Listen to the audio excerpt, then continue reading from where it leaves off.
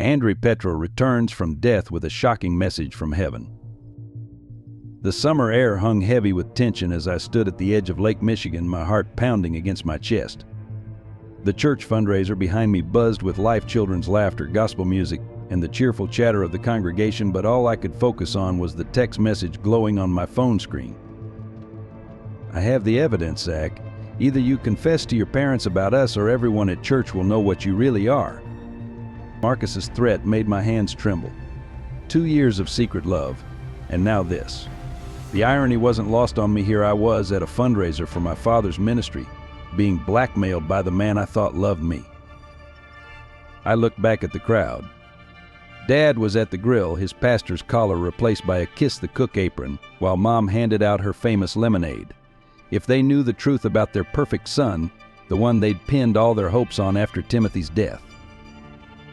The platform floating in the middle of the lake caught my eye. A perfect escape, just a quick swim to clear my head to figure out what to do next. I'd been on the swim team before Timothy got sick, before everything fell apart. Zachary Marcus's voice cut through the air. I turned to see him approaching, phone in hand, that familiar smirk on his face. Without thinking, I dove into the water. The initial shock of cold was familiar, almost comforting. But halfway to the platform, something went wrong. My muscles seized, whether from stress or the frigid water, I'll never know. The last thing I heard was Marcus shouting, not in malice now, but in genuine fear. "Help! Someone help!" In a world where every story holds the power to change lives, your curiosity about Zachary's fate could be the beginning of something extraordinary. Join our community of truth seekers by subscribing together. Let's discover what lies beyond the darkness. Growing up in the heart of Michigan, I was always known as Pastor Matthew's son. Our family stood as a pillar of the Christian community, living in a beautiful colonial house next to the church where my father had preached for 20 years. My mother, Sarah, with her gentle smile and unwavering faith, led the women's ministry and youth choir. We were the perfect Christian family, at least that's what everyone thought. Timothy was diagnosed with leukemia when he was 12 and I was 16. He was everything I wasn't: naturally faithful, kind, and accepting. While I struggled with doubts and questions about God's plan, Timothy faced his illness with a smile, often quoting scripture to comfort our crying mother. "Don't be afraid," he'd say, holding her hand. "For I am with you always, even during chemotherapy." He never lost his faith. I remember the night everything changed. Timothy had been doing better, the doctors were optimistic, and we'd even started planning his return to school. But then came the fever, the rush to the hospital, the desperate prayers that seemed to hit a ceiling of silence. I watched my little brother slip away, his hand growing cold in mine as the monitors flatlined. The church filled with mourners at his funeral. They spoke of God's mysterious ways, of Timothy being called home, of the peace he'd found. But all I could see was my mother's hollow eyes and my father's trembling hands as he tried to deliver the eulogy for his own son. Their perfect faith cracked that day, though they tried to hide it. I was different. My anger wasn't quiet, it was a raging inferno. I stopped attending youth group, started questioning everything I'd been taught. How could a loving God take a child who trusted him so completely? The more my parents tried to pull me back to faith, the more I pushed away. The final straw came during a Sunday service 3 months after Timothy's death. Dad was preaching about Job's unwavering faith despite his losses. I stood up in the middle of his sermon and walked out, ignoring my mother's pleading whispers. That was the day I stopped believing, or so I thought. My rebellion took many forms. I traded my church clothes for black t-shirts, my Bible study for parties with kids my parents would never approve of. But the real change wasn't external, it was the void inside me, the space where faith used to live, now filled with bitter questions and unspoken grief. Timothy's room remained untouched, a shrine to the brother I'd lost and the faith I couldn't maintain. Sometimes, late at night, I'd slip in there and sit on his bed, surrounded by his Marvel posters and dog-eared Bible, marked with sticky notes in his careful handwriting. In those quiet moments, I'd almost hear his voice, "God hasn't forgotten you, Zach." But I had forgotten God, or at least I was trying to. I threw myself into swimming, into schoolwork, into anything that could dull the pain. My parents watched helplessly as their remaining son drifted further from their carefully constructed world of faith and certainty. They didn't know that every night I still whispered into the darkness, Not quite praying, but not quite silent either. Why, Timothy? Why did you have to leave? That was my life for 2 years, anger masked as indifference, pain disguised as rebellion, until Marcus came along and everything became even more complicated. I met Marcus at a swim meet during my senior year. He was everything I wanted to be: confident, unapologetic, and completely free from the burden of religious expectations. With his perfectly styled dark hair and knowing smile, he represented a world far removed from my father's pulpit and my mother's hymns. Our relationship began innocently enough. Coffee after practice, study sessions that had nothing to do with studying, secret meetings at the lake where I would later face my destiny. Marcus listened to my anger, my doubts, my grief over Timothy in a way no one else had. He didn't offer platitudes about God's plan or quote scripture at me. Instead, he showed me a different kind of faith in myself, in my right to question everything I'd been taught. Your parents use God to control you, he would say, his fingers intertwined with mine as we watched the sunset from his car. They can't accept that you're your own person, not just some character in their perfect Christian story. His words felt like truth, even as they drove me further from my family. What started as friendship quickly evolved into something more profound, more dangerous. Each stolen kiss felt like a rebellion against everything I'd been raised to believe. Marcus became my escape, my secret revolution against the God who had taken my brother. Our relationship was a complex web of love, defiance, and shared pain, though I wouldn't understand the pain part until it was too late. The church youth whispered about us, of course. They saw how close we were, how I'd changed since meeting him. Some tried to save me, inviting me to prayer meetings or slipping Bible verses into my locker. I ignored them all. My parents suspected something was wrong but couldn't quite name it. Mom would leave Christian self-help books on my bed. Dad would invite me to his study for man-to-man talks that I increasingly refused. Marcus encouraged my rebellion, suggesting ways to push boundaries and challenge authority. He introduced me to friends who shared his worldview, a group of suburban rebels who wore their disdain for religion like a badge of honor. Together, we created our own kind of fellowship built on shared rejection of everything our parents held sacred. What I didn't realize was how Marcus was slowly reshaping my world to revolve around him. He subtly isolated me from any friends who didn't share his views, questioned my rare moments of nostalgia for church, and made me increasingly dependent on his approval. When I expressed guilt about hurting my parents, he'd remind me of their emotional manipulation through religion. The deeper I fell for Marcus, the more I lost myself. My grades slipped, my swimming suffered, and the gulf between me and my family widened into an uncrossable chasm. But I didn't care, or thought I didn't. I was in love with the idea of being in love, with the thrill of secret rebellion, with the false freedom Marcus seemed to offer. Looking back now, I see how lost I truly was. Not just from God, but from myself. Marcus wasn't just my first love, he was the embodiment of my rejection of everything I'd once believed in. But God, as I would soon learn, has a way of finding us even in our darkest moments, even if that moment happens to be at the bottom of a lake. The truth about Marcus unraveled on what should have been a perfect summer morning. The church fundraiser was in full swing, families gathering to raise money for the new youth center. I arrived early, helping Mom set up her lemonade stand while avoiding Dad's attempts to get me involved in the prayer circle. I was checking my phone when the first message came. Not from Marcus, but from Claire, a girl in his circle I'd always thought of as just another hanger-on. "Zach, we need to talk. It's about Marcus. It's important." I ignored it at first. Drama was Claire's specialty. But then came another, "He's not who you think he is. Please meet me by the lake entrance. You need to see something." Against my better judgment, I went.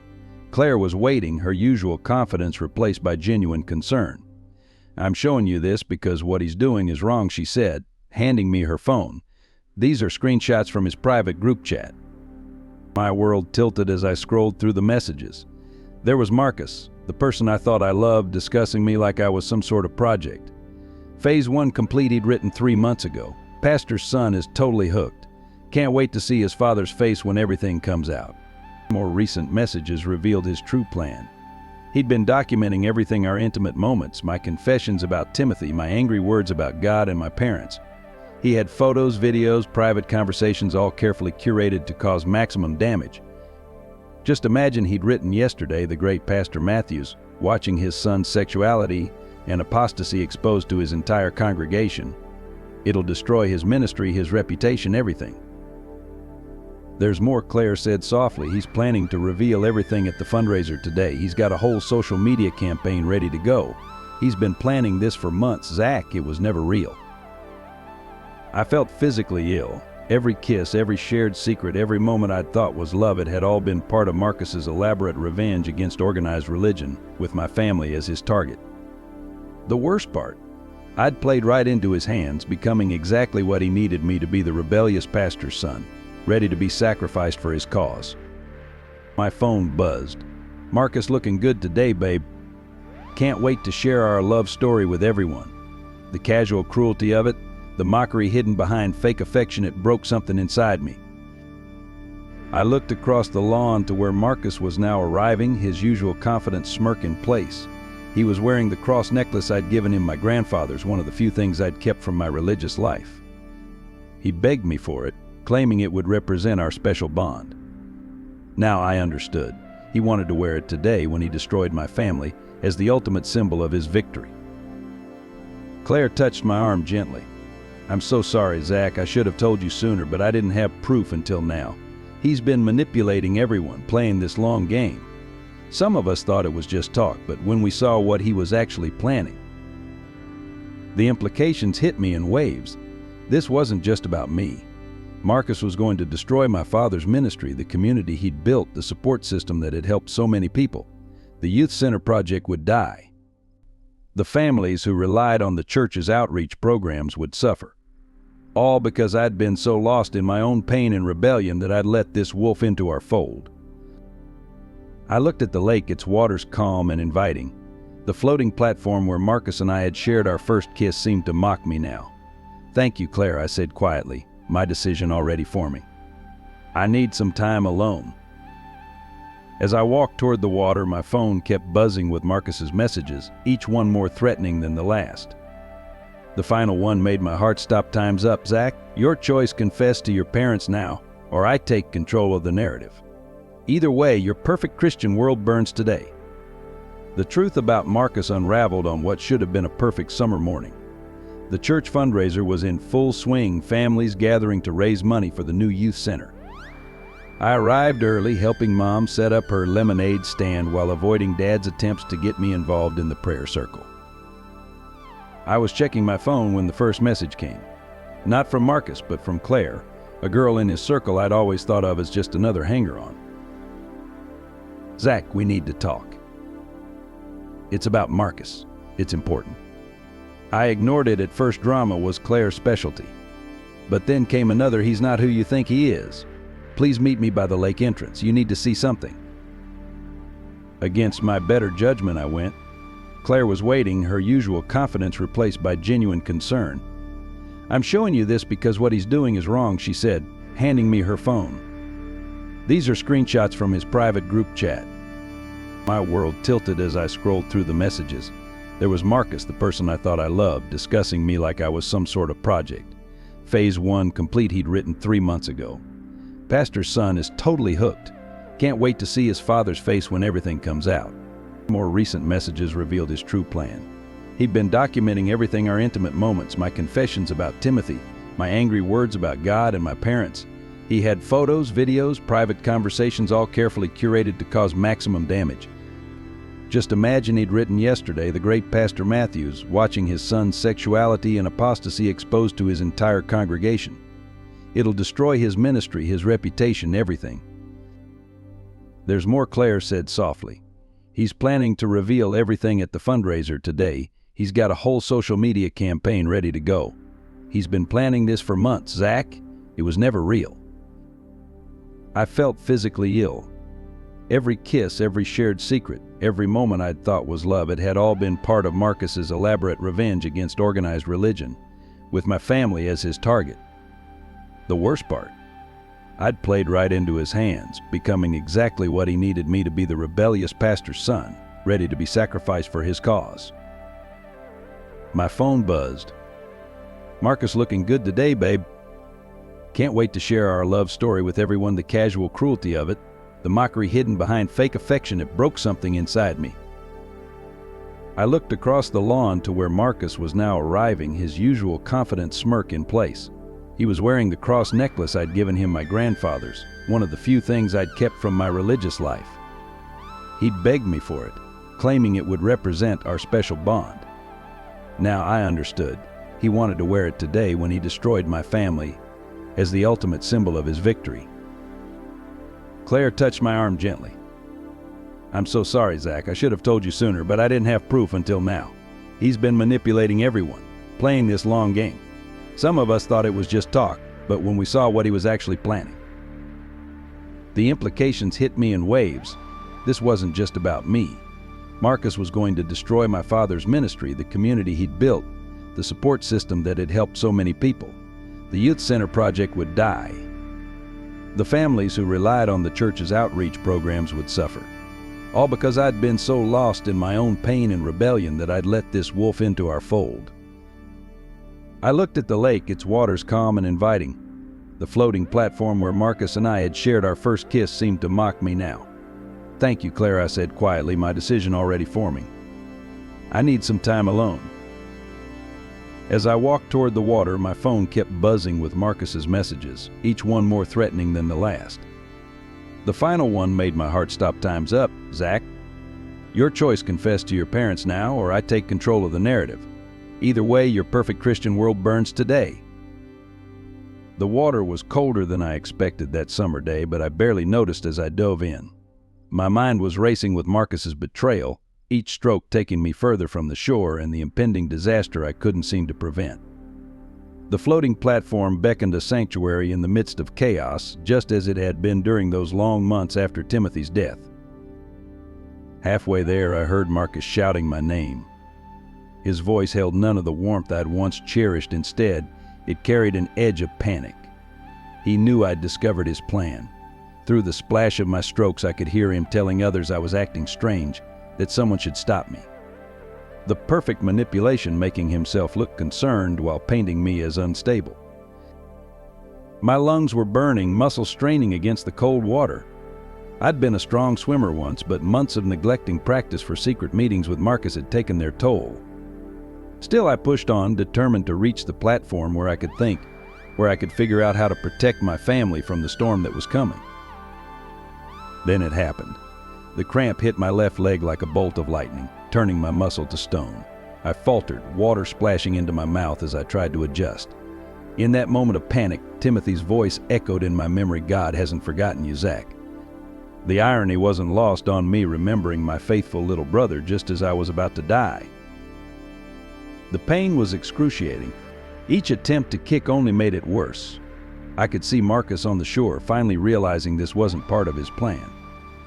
Other faces appeared, concerned church members, my mother's distant figure by her lemonade stand, unaware that her son was drowning in more ways than one. I fought against the water, but each movement pulled me deeper. The surface grew more distant, the sunlight fracturing into ethereal patterns above me. As my lungs screamed for air, a strange calm began to settle over me. Was this how Timothy felt in his final moments? This acceptance, this letting go? The cold became a distant sensation. My struggles slowed. In the murky depths, I thought I saw a glimmer of something, not the harsh sunlight from above, but a softer, warmer glow. A voice, neither male nor female, seemed to whisper in my mind, "Rest now, child. Let go of your burdens." Images flashed before my eyes. Timothy's smile during our last Christmas together. Mom singing hymns while making dinner. Dad baptizing new believers with tears of joy in his eyes. Even Marcus appeared, but now I saw him clearly, a broken soul causing pain because he couldn't face his own. The anger I'd harbored, the rebellion that had defined me since Timothy's death, seemed to dissolve in the encompassing peace. As my consciousness began to fade, I felt something profound, a presence I'd rejected for so long, waiting patiently beyond the veil of life. The same presence that had comforted Timothy through his illness, that had sustained my parents through their grief. I'd run from it, denied it, tried to destroy it, but here, in the depths of Lake Michigan, it found me anyway. Please, I tried to pray, but no words came out, only bubbles ascending toward a surface I would never reach. Yet somehow I knew my prayer was heard.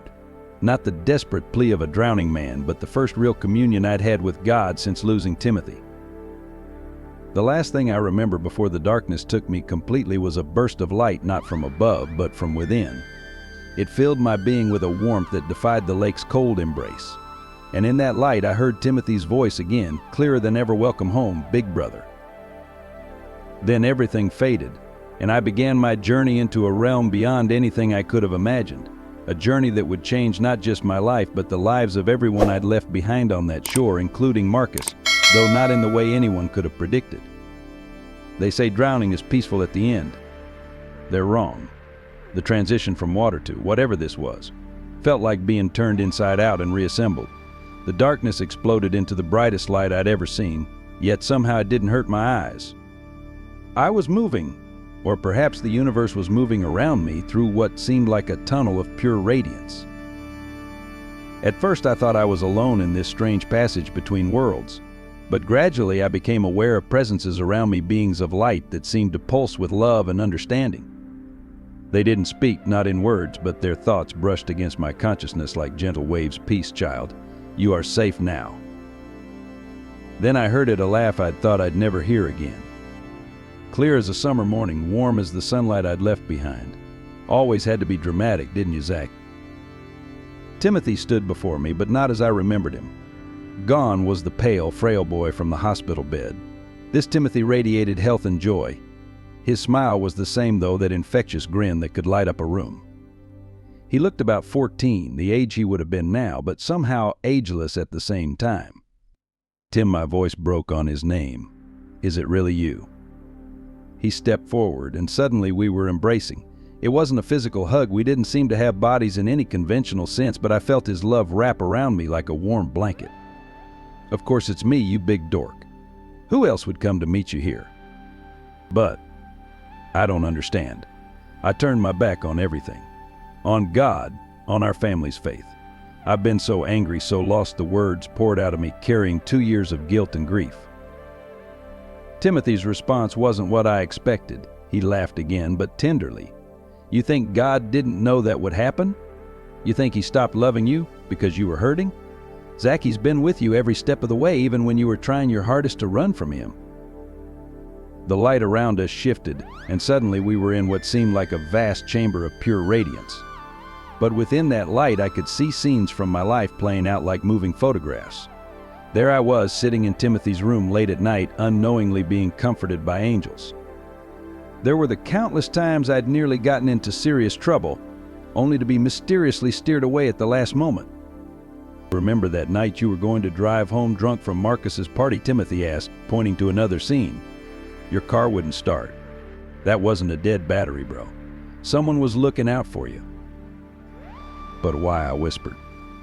"After everything I've done, all the ways I've tried to hurt Mom and Dad, the people I've led away from faith." Timothy's expression grew serious.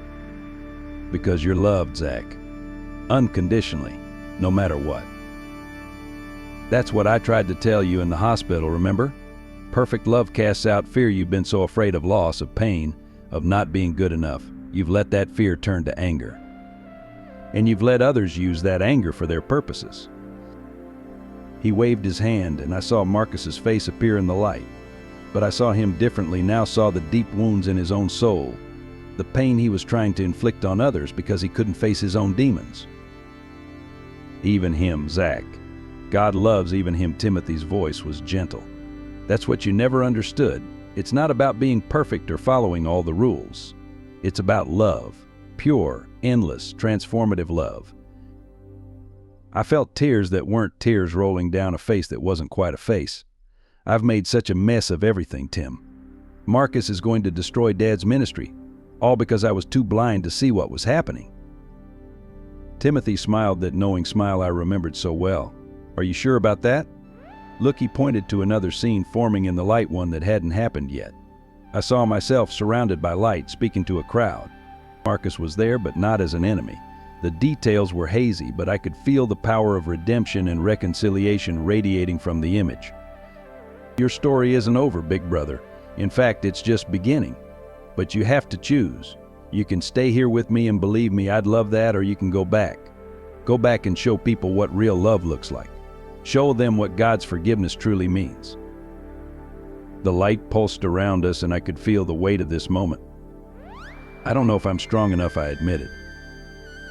Timothy took what passed for my hand in this realm. You won't be doing it alone. You never were. As Timothy and I stood in that realm of light, everything around us shifted again. The chamber expanded infinitely, and I felt a presence approaching, something so vast, so full of love and power that my consciousness could barely comprehend it. I instinctively knew who it was, though this encounter was nothing like what I'd imagined during all those Sunday school lessons. My child, the voice resonated through every particle of my being. It wasn't stern or judgmental as I'd feared. Instead, it carried a love so profound that it brought forth every emotion I'd suppressed since Timothy's death. In that moment, I understood what the Bible meant by falling on your face before God. Though I had no physical body, my entire essence prostrated itself in recognition. Do not be afraid, the voice continued, and I felt Timothy's reassuring presence beside me. You have questioned why I took your brother, why I allow suffering, why I seemed silent in your pain. Now see and understand. Suddenly, I was experiencing every moment of my life simultaneously, not just witnessing them, but feeling their connections to every other soul I'd ever encountered. I saw how Timothy's death, tragic as it was, had sparked a chain of events that had brought healing to countless others. The parents at the hospital who found comfort in his unwavering faith during his last days. The nurses who returned to church after witnessing his peaceful acceptance. Even my own rebellion had served a purpose I couldn't have imagined. But watch closer, the voice guided me. See what your eyes have missed. The scene shifted to more recent times. I saw Marcus not as the manipulator I'd known, but as a wounded child who'd been abused by a religious leader years ago. His plan to destroy my father's ministry wasn't just about revenge. It was a desperate attempt to prove that all religious faith was as corrupt as what had hurt him. In trying to save me from what he perceived as religious bondage, he was really trying to save himself. Then came the hardest part, seeing the impact of my own actions.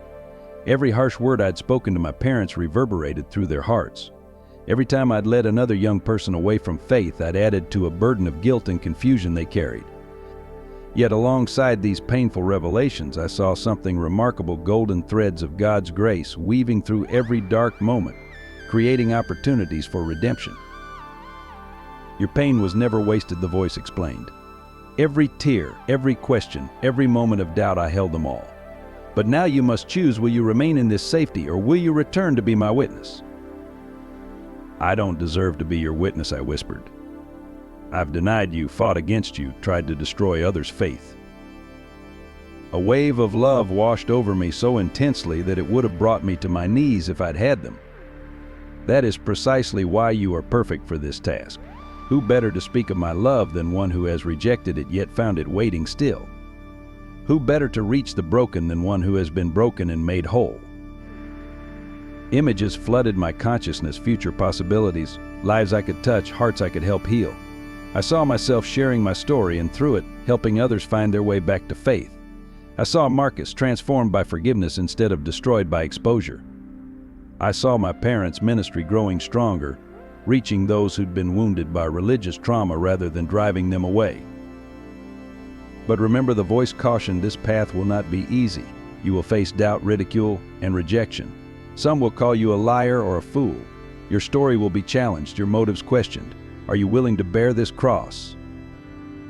Timothy squeezed my hand. You won't be alone, Zach. I'll be watching. We all will. In that moment, everything became crystal clear. All my anger, my rebellion, my pain, they hadn't separated me from God's love. They had been preparing me for this moment. Even my relationship with Marcus, painful as its ending would be, had served to break my heart open wide enough to let divine love pour through. Yes, I answered, feeling a strength and certainty I'd never known before. Send me back. Let me show him what real love looks like. The light pulsed with approval, and I felt knowledge being downloaded into my consciousness, truths about love, forgiveness, and the divine purpose that I would spend years unpacking. The last thing I heard before the light began to fade was Timothy's voice, filled with pride and joy. See you later, big brother. This time, try not to wait until you're drowning to talk to God, okay? Returning to my body felt like being forced through a keyhole, every particle of my being compressed and then violently expanded. The first sensation was pain, my lungs burning as they expelled lake water, my chest aching from compressions, my throat raw from the trauma. The second was noise, distant voices becoming clearer, someone crying, orders being shouted. "He's breathing. Get the ambulance here now." I recognized the voice, Sarah Connor, the ear nurse from our church who'd helped care for Timothy in his final days. Her hands were steady on my shoulders as I coughed up what felt like half the lake. Through blurred vision, I saw a crowd gathered on the shore, my mother's floral dress visible as she pushed through, my father close behind. "Give him space," Sarah commanded, her medical authority keeping the onlookers at bay. But I caught glimpses of their faces, shock, relief, confusion, and on Marcus's face, something that looked almost like fear. He stood apart from the crowd, my grandfather's cross still hanging from his neck, his phone forgotten in his hand. The paramedics arrived, their efficient movements a blur as they checked my vitals and prepared me for transport. I tried to speak, to tell them about Timothy, about the light, about everything I'd learned, but only managed to croak out a single word: "Dad." He was there instantly, his pastor's collar askew, his face streaked with tears. "I'm here, son. God hasn't taken you from us too. Thank you, Jesus, thank you." The irony of his prayer wasn't lost on me. If he only knew where I'd just been, who I'd just spoken with. But as they loaded me into the ambulance, I caught one last glimpse of Marcus. He was deleting something from his phone, his hands shaking.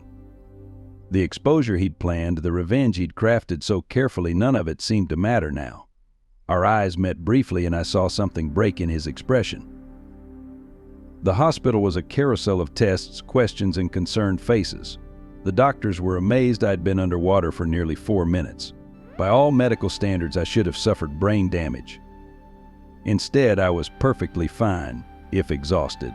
They called it a miracle. They had no idea. Mom stayed by my bedside that first night, humming hymns like she used to when Timothy was sick. I wanted to tell her everything, but every time I tried, the words seemed inadequate. How do you explain that you've spoken with your dead brother? That you've experienced divine love so pure it makes earthly existence feel like a shadow? That you've been given a mission that would sound insane to most people? The news of my near-death experience spread quickly through our small community. People came to visit, church members bearing casseroles and well wishes, youth group kids I'd alienated looking awkward but concerned, even Claire, who squeezed my hand and whispered, "I'm so glad you're okay." But it was the nighttime visitors that tested me most. The first came around midnight on my second night in the hospital, Marcus slipping into my room like a shadow. He looked terrible, nothing like the confident manipulator I'd known. His eyes were red, his usual perfect appearance disheveled. I deleted everything he said without preamble. The photos, the videos, the whole plan. I thought I was doing the right thing, exposing the hypocrisy. But watching you nearly die, his voice broke. I never meant for that to happen. I looked at him, really looked at him, and saw what Timothy had shown me, the wounded soul behind the vengeful exterior. "I forgive you," I said quietly. He recoiled as if I'd struck him. "You can't. You don't know everything I was going to do, how I was going to hurt you, your family." "I know more than you think." I held his gaze. "And I forgive you anyway." He left in tears, still wearing my grandfather's cross. I let him keep it. He needed its symbolism of grace more than I did now. The harder conversations came with my parents. How could I explain my transformation without sounding crazy? How could I tell them their son, who'd rejected everything they believed in, had experienced the divine in a way they'd only dreamed of? Dad tried first, sitting awkwardly in the hospital chair. Son, near-death experiences can be very powerful. Sometimes our minds create images. I saw Timothy, I interrupted. Not a memory, not a dream. I saw him, Dad. He's okay. He's more than okay. The monitors caught my increasing heart rate as I continued. He showed me things about love, about forgiveness, about why everything happened the way it did. I watched my father's face, the struggle between his theological training and his desperate want to believe. Mom simply cried, clutching my hand. "What? What did he say?" she whispered. So I told him everything. About the tunnel of light, about Timothy's laugh, about the presence of divine love so overwhelming it defied description. I told them about seeing the impact of Timothy's death, how his faith in his final days had touched more lives than we'd known. I watched their expressions shift from concern to wonder as I described things I couldn't possibly have known, conversations they'd had in private after his death, prayers they'd never shared. "There's more," I said finally. "I've been given a purpose, a mission, and it starts with Marcus." The first backlash came sooner than I expected. By the time I was released from the hospital a week later, social media was buzzing with theories about my drowning incident. Marcus's friends, unaware that he'd abandoned his revenge plan, had already started their campaign of whispers and innuendos. The narrative they pushed was clear: the pastor's troubled son had attempted suicide after a mental breakdown. "Don't read the comments," Claire advised, showing me the posts circulating through our school's social networks. "People are being vicious." She scrolled through screenshots of conversations where my sexuality was being debated, my mental health questioned, my family's reputation dissected. Some suggested I'd faked the whole incident for attention. But what hurt most were the reactions to my attempts to share what I'd experienced. When I spoke about seeing Timothy, about encountering divine love, the responses were predictably harsh. Former friends from my rebellious phase accused me of drinking the religious Kool-Aid. Church members, while more polite, showed clear discomfort when I described a God more loving and accepting than their doctrine allowed. Marcus himself had become a ghost, absent from school and social media. His silence created a vacuum that others rushed to fill with speculation. Some claimed he had evidence of our relationship that would destroy my family's reputation. Others suggested he was planning some grand exposure. The uncertainty kept me awake at night, not for my sake but for his. I knew he was suffering, and despite everything, I felt called to help him. The breaking point came during my first Sunday back at church. I'd convinced my parents to let me give a testimony, feeling compelled to share the truth about God's love that I'd experienced. Standing at the pulpit where my father usually preached, I looked out at the congregation, familiar faces now wearing expressions ranging from sympathy to skepticism. I didn't just nearly die that day, I began. I encountered someone that changed everything. And yes, this testimony involves someone many of you have been whispering about. Marcus Evans isn't my shame. He's a child of God who needs our love and understanding as much as anyone else. The murmuring started immediately. Several families got up and walked out. I saw Marcus's parents, who rarely attended church, sitting in the back row, their faces pale. But I continued, sharing everything: my anger after Timothy's death, my rebellion, my relationship with Marcus, and most importantly, the overwhelming love I'd experienced in that realm of light. God's love isn't conditional, I declared, my voice growing stronger. It doesn't depend on our sexuality, our beliefs, or our past actions. I know because I tried to reject it completely, and still it found me at the bottom of a lake. The aftermath was immediate and intense. Half the congregation surrounded me with hugs and tears, while others demanded my father take control of the situation. The church board called an emergency meeting. My social media exploded with both support and condemnation. Someone spray-painted "false prophet" on our garage door. But the most unexpected response came from Marcus himself. He showed up at our house that night looking haunted. "They're saying you outed me to the whole church," he said, his voice trembling. "That you're trying to destroy my life like I tried to destroy yours." "No," I replied calmly. "I'm trying to show you what real love looks like. The kind that forgives, the kind that heals." He broke down then, collapsing into tears on our front porch. Through his sobs, the full story emerged: the abuse he'd suffered at his previous church, the years of trauma he'd hidden behind a mask of cynicism, the self-hatred he'd projected onto others. My father, hearing the commotion, came out and did something that showed me he'd truly understood my testimony. He hugged Marcus and invited him inside. That night became the first of many where our home served as a sanctuary for those who'd been wounded by religious trauma. But it also marked the beginning of our deepest trials. The church split over my testimony and my father's support of it. Former friends became active opponents, starting a campaign to have my father removed from his position. Anonymous threats arrived in our mailbox. Yet through it all, I felt a peace that surpassed understanding. Each attack only confirmed what I'd learned in that realm of light: that love was the only answer, that forgiveness was more powerful than revenge, and that God was infinitely bigger than the boxes we tried to put him in. Timothy's words echoed in my mind during the hardest moments. Show them what real love looks like. So that's what I did, one person at a time, one story at a time, even as the storm around us grew stronger. The confrontation that changed everything happened 3 weeks after my testimony, during what was supposed to be a routine Sunday service. I sensed something was wrong the moment we arrived at church. The parking lot was unusually full, and I recognized vehicles belonging to people who'd left our congregation weeks ago. Inside, the tension was palpable. The regular church members were outnumbered by unfamiliar faces and those who'd previously walked out on my testimony. In the front row sat Marcus's parents, looking uncomfortable but determined. Marcus himself was nowhere to be seen. Dad seemed to hesitate before climbing the steps to the pulpit, his hand brushing against the Bible as if drawing strength from it. Before he could begin the service, Richard Thompson, the head deacon and one of our most vocal opponents, stood up. "Pastor Matthews, before you start, the board has an announcement to make." His voice carried authority developed over 30 years in the church leadership. My father nodded graciously, though I saw his knuckles whiten as he gripped the pulpit. Richard walked up to the microphone, pulling out an official-looking document. "In light of recent events and growing concerns about the direction of our church, we've called this special meeting. We have here a petition signed by over half the congregation." That's when the back doors burst open. Marcus strode in, still wearing my grandfather's cross, but something about him was different. Gone was the defeated young man who'd broken down on our porch. His eyes blazed with purpose.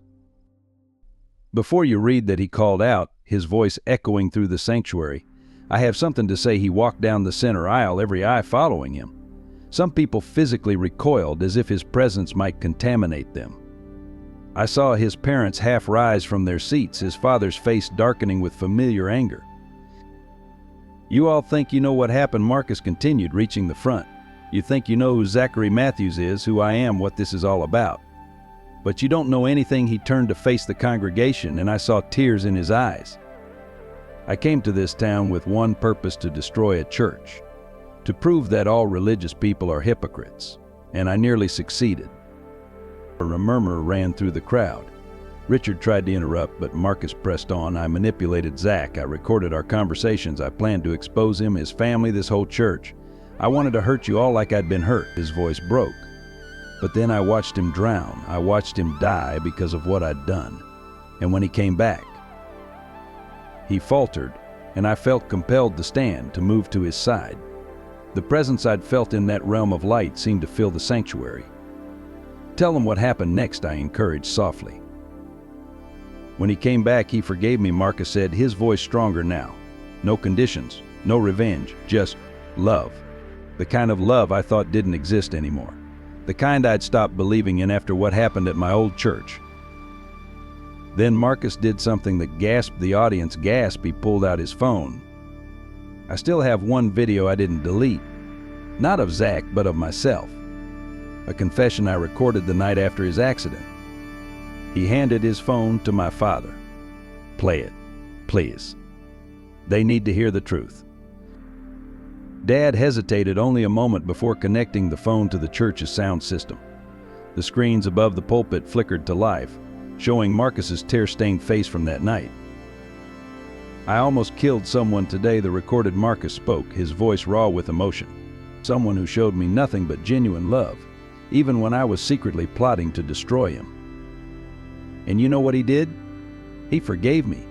Before he even knew the full truth, before he knew how deeply I'd betrayed him, he looked at me with such pure love." The video continued, Marcus confessing everything, the abuse he'd suffered, his plan for revenge, the moment he realized he'd become the very thing he hated. But more importantly, he spoke about what he'd witnessed during my near-death experience. "I saw something change in him when they pulled him from the lake," the recording continued. "It was like he was glowing from within. And when he opened his eyes, there was no fear, no hatred, just this peace, this love. If that's what real faith looks like, then everything I thought I knew was wrong." The sanctuary was absolutely silent when the video ended. Marcus stood there, vulnerable and strong at the same time. "That's the truth," he said quietly. "Zachary and his family showed me what real Christianity looks like. Not judgment, not condemnation, but love that transforms. Love that heals." I looked out at the congregation, seeing the impact of his words. Some were weeping openly. Others sat in stunned silence. Richard Thompson had sunk back into his pew, the petition forgotten in his trembling hands. Then my father did something unprecedented. He stepped down from the pulpit, walked to Marcus, and embraced him in front of everyone. "This," he declared, his voice thick with emotion, "this is what the gospel looks like. This is what my son was trying to tell us about. This is what Timothy knew all along." The aftermath of Marcus's confession rippled through our community like a spiritual tsunami. By that evening, clips of his testimony had spread across social media, but not in the way anyone expected. Instead of the scandalous expose he'd originally planned, what went viral was the raw authenticity of his transformation. "You don't understand," Marcus told the hastily assembled church board later that day, his voice steady despite his obvious exhaustion. "This isn't just about me or Zachary anymore. This is about every person who's been hurt by religious trauma, every soul who's given up on God because of human cruelty." In the weeks that followed, Marcus channeled his former talent for social media manipulation into something redemptive. He started a video series called Coming Home, sharing his journey from wounded avenger to reluctant believer. Each video peeled back another layer of his story, the abuse he'd suffered, his years of plotting revenge, and the unexpected love that had broken through his defenses. But what truly captured people's attention was when he began featuring other stories. Former church members who'd been ostracized, young people struggling with their sexuality and faith, survivors of religious abuse finding their way back to God's love. Each testimony echoed what I'd experienced in that realm of light, that divine love was bigger than human prejudice, deeper than our deepest wounds. Not everyone embraced this new direction. Marcus's parents initially refused to watch his videos, their shame and anger creating a wall between them. Some church members still whispered about inappropriate influences and dangerous modern ideas. A prominent local pastor even launched a counter-campaign, warning about the dangers of emotionally manipulative testimonies. The tension came to a head when Marcus received an invitation to speak at a national youth conference. The same evening, his father showed up at our door, face flushed with anger. "This has to stop," he demanded. "My son is making a spectacle of our family, and you're encouraging it. This isn't what real repentance looks like." But before my father could respond, my mother stepped forward. Her voice, usually gentle, carried an authority I'd never heard before. Real repentance. Like when King David's sins were recorded in Scripture for all to read, or when Paul repeatedly shared his testimony of persecuting Christians, your son isn't making a spectacle, he's offering hope to others who are hurting. That conversation marked another turning point. Something in my mother's words reached Marcus's father. A week later, he appeared in one of Marcus's videos, tearfully apologizing for his own role in perpetuating cycles of religious trauma. The youth conference proved to be a watershed moment. Standing before thousands, Marcus no longer looked like either the manipulative charmer I'd first known or the broken young man from the hospital. He radiated a quiet confidence that came from somewhere deeper. "I came here today not as someone who has all the answers," he began, "but as living proof that God's love can reach us even in our darkest moments, even when we're actively fighting against it, even when we think we're too far gone."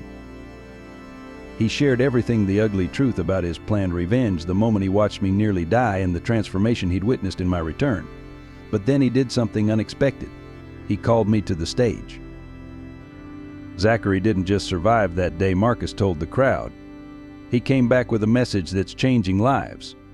Not because he's special, but because he experienced something we all desperately need to understand, that God's love isn't about rules or reputation. It's about restoration. Together we shared our story, not just about my near-death experience, but about the power of forgiveness to break cycles of pain. The response was overwhelming. Hundreds of young people came forward, many in tears, sharing their own stories of feeling lost between faith and authenticity. That night, as we watched the sunset from the conference center steps, Marcus turned to me. "You know what's ironic," he said softly. "I set out to destroy your father's ministry. Instead, God used it to create something so much bigger." He was right. What had started as a personal testimony had grown into a movement of authentic faith and healing. Our church, once known for its traditional stance, became a sanctuary for those seeking to reconcile their faith with their full identity. The very scandal Marcus had planned became a beacon of hope. Just when it seemed our ministry was reaching its peak, everything began to unravel. The first blow came in the form of an anonymous letter to the church board detailing my past rebellious activities in a way that only someone close to me could have known. While Marcus and I had been open about our general story, these were intimate details that we'd kept private, things I'd done during my darkest days after Timothy's death. "We need to address this," Dad said one evening, his face drawn with worry as he spread the letters across our kitchen table. "They're threatening to send these to every church in the district." His hands trembled slightly as he picked up one particularly damaging document. "Zachary, some of these things, are they true?" I couldn't lie, not anymore, not after everything. Yes, I admitted, watching my mother's face crumple. It was after Tim died. I was so angry, so lost, the words stuck in my throat as I saw their pain. Stories of drug use, vandalism of other churches, mockery of believers' prayers, seeing it all laid out in black and white made me realize how far I'd really fallen. Mom left the room crying. Dad just sat there looking older than I'd ever seen him. "The board is meeting tomorrow," he said quietly. "They're suggesting I take a leave of absence. Your testimony, Marcus's videos, they were just starting to heal people. But this," he gestured at the letters, "this could destroy everything we've built." That night, alone in my room, I experienced the first real test of my transformed faith. "Why now?" I whispered into the darkness. "Why, when we're finally doing your work?" The presence I'd felt so strongly since my near-death experience seemed distant, and for the first time I felt doubt creeping back in. The next few days were a blur of painful revelations. More letters emerged, each one more detailed than the last. Church members who'd supported us began to pull away. The youth group I'd started leading was shut down pending investigation. Even Marcus's testimony was called into question. After all, if I'd done all these things, how could anyone trust either of us? The worst moment came during a Sunday service. I was sitting in my usual place when a group of teenagers, kids I'd influenced during my rebellious phase, stood up and began sharing their own stories. How I'd introduced them to drugs, how I'd encouraged them to mock their parents' faith, how I'd led them into situations that could have ruined their lives. Their parents wept as they spoke. Some demanded criminal charges be filed. Others called for our entire family to step down from ministry. Through it all, I sat there, each word a knife in my heart, because I couldn't deny any of it. This wasn't persecution, this was the truth of my past coming back to haunt not just me, but everyone I loved. Dad tried to defend me, speaking of redemption and forgiveness, but his voice was drowned out by the pain of betrayed trust. Mom stopped attending services altogether, unable to face the congregation. Our home, once a haven for those seeking healing, became a place of whispered conversations and unanswered phone calls. Marcus stood by me, but I could see the toll it was taking on him too. His ministry was being questioned, his sincerity doubted. "Maybe we were wrong," he said one night, his voice hollow. "Maybe some things can't be forgiven. Maybe some damage can't be undone." I found myself returning to Timothy's room, sitting among his things like I used to before my near-death experience. "You showed me God's love," I whispered to his memory. "You showed me forgiveness was possible. But how do I fix this? How do I protect them from the consequences of my actions?" The answer came in an unexpected way. Late one night, I overheard my parents talking in their study. "We believed in his transformation," Mom was saying through tears. "We believed God had changed him." "He has changed," Dad replied softly. "But change doesn't erase consequences. Maybe this is part of the journey. Maybe real redemption means facing everything, not just the parts we want to share." Their words hit me like a physical blow. In my excitement to share the miracle of my transformation, had I glossed over the depth of my repentance? In our rush to minister to others, had we skipped crucial steps in our own healing? The crisis deepened in ways I hadn't thought possible. As our family struggled with the fallout of my past, the church board delivered their verdict. Dad would be placed on indefinite leave, and all our ministry programs would be suspended. But it was their justification that cut deepest. They questioned not just my past actions, but the authenticity of my near-death experience itself. "We believe Zachary's drowning may have caused oxygen deprivation," the board statement read, "leading to hallucinations that he's interpreted as spiritual experiences." They recommended I undergo psychological evaluation, suggesting that my testimony might be a result of trauma rather than divine intervention. The doubt began to seep into our home like a poisonous fog. I caught Mom staring at Timothy's photos with fresh grief, as if losing faith in my encounter with him meant losing him all over again.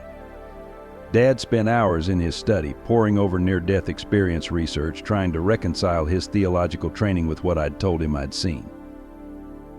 One night I overheard them arguing the first time since Timothy's death. What if their right mom was saying, her voice breaking? What if we wanted to believe so badly that we didn't question it enough? First we lost Timothy, then Zachary went so far away from God, and now. Now what Dad's voice was sharp.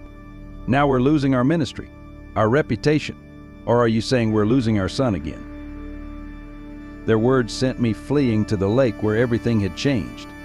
Standing at the water's edge in the moonlight, I felt the weight of doubt crushing me. Had it all been real? The tunnel of light, Timothy's presence, the divine love I'd experienced, could it all be explained away by a misfiring brain starved of oxygen? Marcus found me there, shivering but unable to leave. I've been trying to reach you, he said softly. The latest video hit 1 million views, but the comments, they're calling us frauds, saying we planned this whole thing. I laughed bitterly. Maybe they're right. Maybe I'm crazy. Maybe everything I thought God showed me was just my mind trying to make sense of nearly dying. He touched the cross. He still wore my grandfather's cross. Do you really believe that? Because I don't. I was there, Zach. I watched you change. Whatever happened at the bottom of this lake, it was real. But the doubt had taken root. I began to question everything, each memory of my experience, each certainty I'd felt, each message I thought I'd been given. The presence I'd felt so strongly since my return seemed to fade, replaced by a familiar emptiness. The final blow came when several youth group members' parents filed a lawsuit against the church, citing my influence on their children during my rebellious phase. The legal documents painted me as a predator who deliberately targeted vulnerable teens, twisting my recent testimony into a manipulative ploy for sympathy.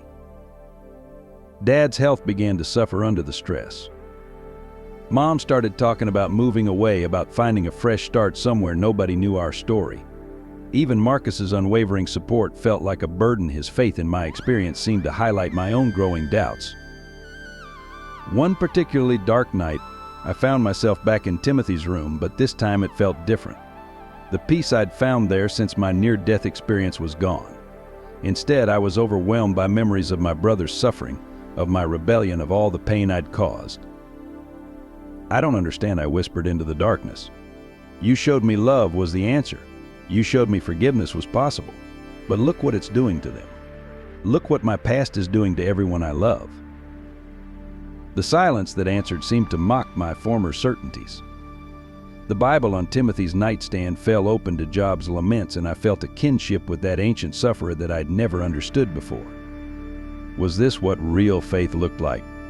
Not constant certainty, but choosing to believe even when doubt feels overwhelming. I picked up my phone to record what I thought would be my last video, a confession of my doubts, an apology for possibly misleading people. But as I started speaking, something stopped me. Not the divine presence I'd grown accustomed to, but a memory of something Timothy had said in that realm of light. The story isn't over, big brother. The truth came in a way I never expected, through dreams so vivid they felt more real than my waking doubts. It started 3 nights after my crisis at the lake, as I finally succumbed to exhaustion in Timothy's room. In my dream, I was back in that realm of light, but something was different. You're letting them shake your faith in what you know is true. Timothy's voice came clear and strong. He appeared not as the sickly child from the hospital, but as I'd seen him in the light, whole, radiant, wise beyond his years. Remember what I showed you about love being bigger than our mistakes? The dream shifted, and suddenly I was watching scenes from my past, not just my rebellious actions, but their ripple effects. I saw how my influence had indeed led others astray, but I also saw something I'd missed before, seeds of truth planted even in my darkest moments. Watch closer, Timothy urged. Scenes played out of conversations I'd had while high, questioning God with brutal honesty. Kids who'd later sought real answers because of those raw discussions. Even my angry speeches about Timothy's death had forced others to confront their own unexamined beliefs. But the lawsuit I protested in the dream. The parents, the church board. Timothy's laugh was gentle. Since when does God's truth depend on church boards? Remember Job? Remember Paul? Sometimes the greatest testimonies come from facing our darkest truths head on. The dream changed again, and I saw my parents in a new light. Their struggle wasn't just about the church or their reputation, it was about their own journey of faith. My father's late-night research into near-death experiences wasn't doubt, it was his way of building a bridge between his theological training and a bigger understanding of God's work. They need to know, Timothy said, not just about your experience with me, but about how God was working even when you thought you were fighting against Him. Show them your whole story, the ugly parts, the beautiful parts, all of it. I woke up with tears on my face but clarity in my heart. Over the next few nights, the dreams continued, each one revealing another layer of truth. I saw how Marcus's original plan for revenge had been transformed into a testimony of God's redemptive power. I saw how our current struggles were creating space for deeper healing in our community. The most powerful dream came on the 5th night. This time I saw the teenagers who'd stood up in church to expose my past. But instead of just seeing their pain, I saw their potential for healing. I understood that their stories needed to be heard not to condemn me, but to begin their own journey toward wholeness. Perfect love casts out fear, Timothy reminded me in the final dream. But perfect love doesn't mean perfect understanding or perfect circumstances. It means trusting that God is big enough to use even our worst mistakes for good. When I woke from that last dream, I found Mom sitting in Timothy's room holding his Bible. "I've been coming here every night," she confessed. Trying to understand, her eyes met mine, and I saw something had changed in her too. "I had a dream about him last night," she whispered. "He told me to trust what my heart already knows is true." That morning I knew what I had to do. The truth wasn't just about my near-death experience or my transformation. It was about something bigger, about how God works in the messiness of real lives, real mistakes, and real redemption. The lawsuit, the criticism, the doubt, they weren't obstacles to our testimony, they were part of it. The morning after my final dream about Timothy, Marcus showed up at our door with an expression I'd never seen before. He was clutching his laptop and wearing my grandfather's cross, which seemed to glow in the early morning light. "I need to show you something," he said, his voice trembling. "I've been up all night editing this video. It's everything, the whole truth. Not just about us, but about who I was before I came here." We sat in Timothy's room. It seemed fitting somehow, and he opened his laptop. The video began with footage I'd never seen before, a younger Marcus in another church, documenting the abuse he'd suffered. Then came clips of him planning his revenge, not just against me and my family, but against countless other churches. Our relationship hadn't been his first attempt at destroying a ministry from within. I was systematic about it. His voice narrated over the footage. Find a vulnerable target, usually someone struggling with their faith, gain their trust, document everything, then expose them, their families, their entire church community. I called it Project Truth, but it was really about revenge. The video shifted to footage from the day of my drowning, captured by someone in the crowd. You could hear Marcus's voice change from calculated manipulation to genuine terror as he realized what was happening. Help. Someone help him. The raw fear in his voice still made me shiver. But it was the next part that struck me most deeply. He'd recorded himself every night after my near-death experience, documenting his own transformation. The change was visible, from a skilled manipulator to a broken man confronting his own darkness, and finally to someone discovering authentic faith. "I thought I was exposing religious hypocrisy," he said in the final segment. Instead, God used Zachary's near-death experience to expose the truth about me. I wasn't a warrior for truth. I was a wounded child spreading my pain to others. But God met me in that pain. He used the very person I was trying to destroy to show me what real love looks like. When the video ended, Marcus turned to me with tears in his eyes. "I want to release this, all of it, not just on our ministry channel, but to every church I've ever targeted. They deserve to know the truth." "It could ruin you," I said softly. "Your ministry, your platform." He touched the cross around his neck. "Maybe that's what real ministry is, being willing to lose everything for the truth. Your brother showed you that in the light. You showed me that in your forgiveness. Now it's my turn." That evening we gathered my parents and the church board to watch the video. The silence afterward was deafening. But then something remarkable happened. Richard Thompson, who had been our strongest opponent on the board, stood up with tears streaming down his face. "I was like you once," he told Marcus. "Hurt by the church, angry at God. I just buried it instead of acting on it. Maybe that's why I fought so hard against your testimony. It was easier than facing my own unhealed wounds." One by one, others began to share their stories of religious trauma, hidden pain, and the fear that had driven them to reject our ministry of radical love and acceptance. Marcus's raw honesty had opened a door that no polished testimony could have unlocked. By midnight, the video had been released, along with a joint statement from Marcus and the church board. We didn't know how it would be received, but we knew it was right. As Timothy had shown me in my dreams, sometimes the greatest ministry comes from embracing our whole story, the darkness and the light, the failures and the redemption. The transformation of our community began in ways no one could have predicted. Marcus's confessional video went viral, not just within religious circles but in mainstream media. What caught people's attention wasn't just the scandal or the drama, it was the raw authenticity of a story about genuine transformation. Within days, our small church became a pilgrimage site of sorts. People started showing up, not just locals, but individuals from across the country who had been hurt by religious institutions.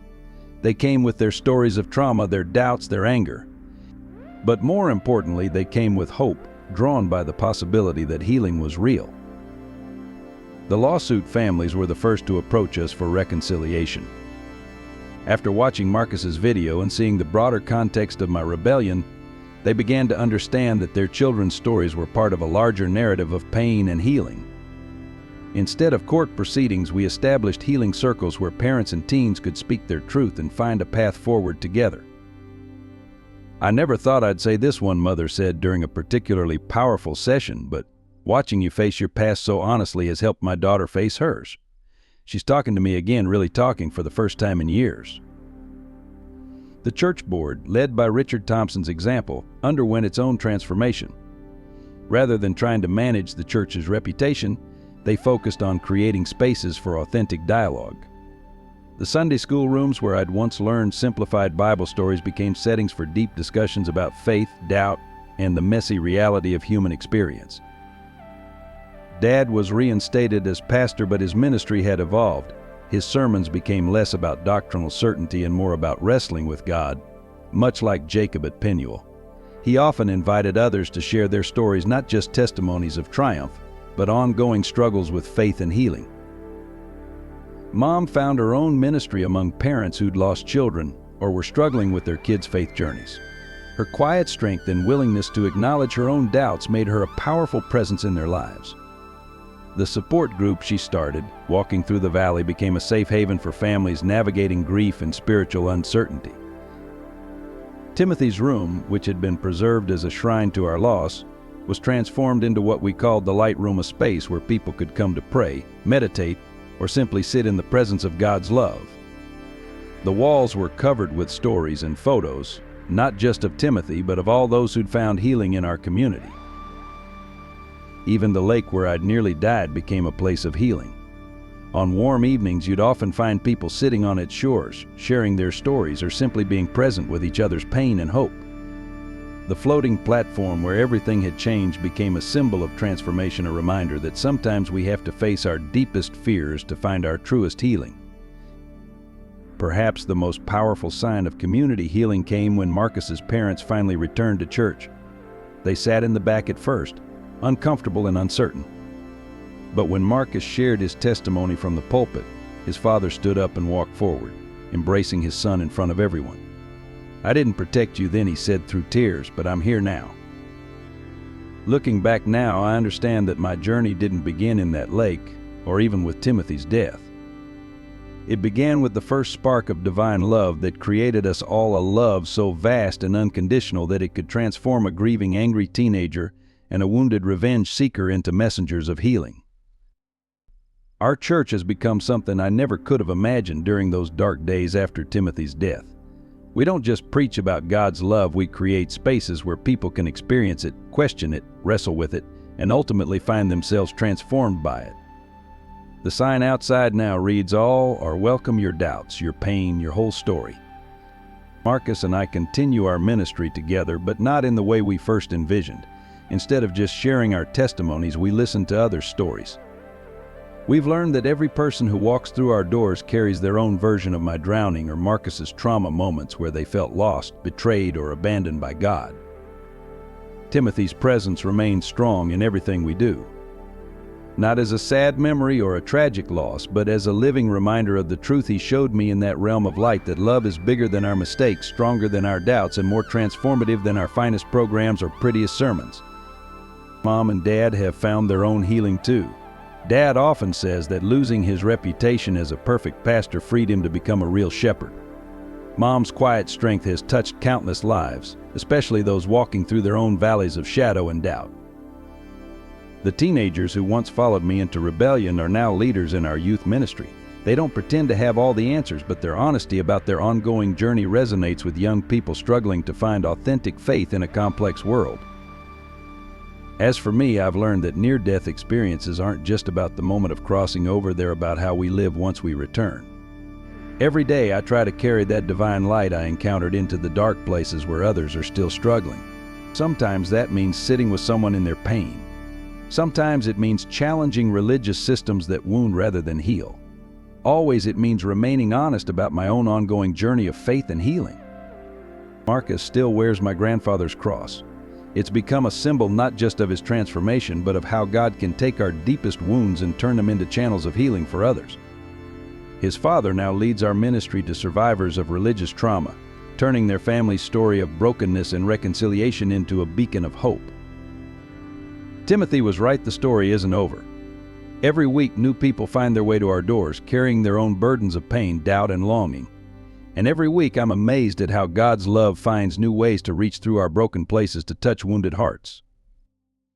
If there's one thing I've learned from my journey from death to life, from darkness to light, it's this: God's love isn't a reward for perfect faith or behavior. It's a transformative power that meets us in our deepest wounds, our darkest doubts, and our most desperate moments. And when we allow that love to flow through us to others, miracles of healing and reconciliation become not just possible, but inevitable. If this story of transformation, faith, and healing has touched your heart, we'd love to hear your own journey in the comments below. Has your life been marked by similar moments of divine intervention? Share your thoughts with our growing community of seekers and believers. Subscribe to join our family of truth tellers and hope bearers, and help us spread this message of unconditional love to those who need it most. Every like, share, and comment helps this testimony reach someone who might be wrestling with their own darkness. Together, let's create a space where authentic faith and honest questioning can coexist.